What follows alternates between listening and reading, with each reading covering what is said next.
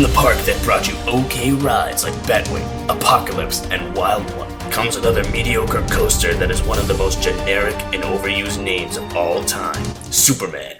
It's called Superman Ride of Steel. Get it right. Oh right, I forgot, because it's so important that we need to know that the ride is made out of steel. Like what? We couldn't figure it out for ourselves. You know, maybe Six Flags should just slap that on every coaster. Batwing, Ride of Steel. Apocalypse, Ride of Steel. Wild One, Ride of Wood. Come on! Six Flags, get it together. You've ridden fantastic intimate hypercoasters like Skyrush and Bizarro. Now experience yet another hypercoaster that will have you asking yourself, wait, that's it? Seriously? That's all? Start off your ride with high expectations as you climb to a height of 205 feet, dwarfing every other ride at Six Flags. Plunge down an okay drop and be thrown into an alright airtime hill, which may or may not send you flying out of your seat. And if you thought the ride has been great so far, watch as your expectations fall as you plunge into the largest double helix to be ever featured on a coaster. What did you think of Superman's first helix? It was okay.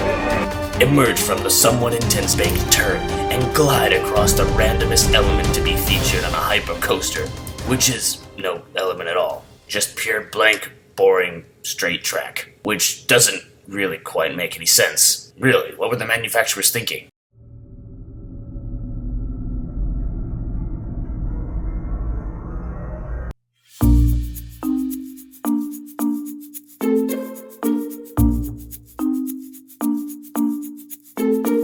Okay, so we need to connect this helix over here to this airtime hill over here.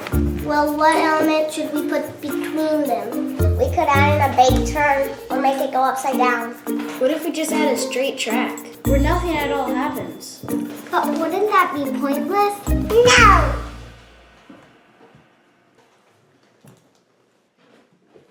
Right, it's genius!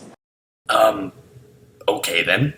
After that random element, which really isn't an element at all, soar into yet another big airtime hill, which once again may or may not have thrown you out of your seat. And if you thought the ride has been bad so far, prepare yourself as Superman throws you into, yet again, another helix. What did you think of Superman's second helix? It was okay.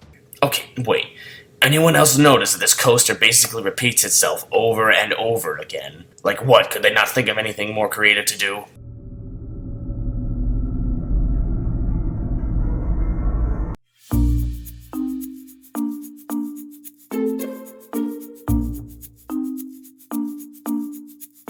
Okay, so we need to design the second half of Superman's ride. Well, what should we do? What if we added an inversion or some baked turns? Or we could just add in another helix or another airtime hill. But wait, we already did that. Shouldn't we do something else? No.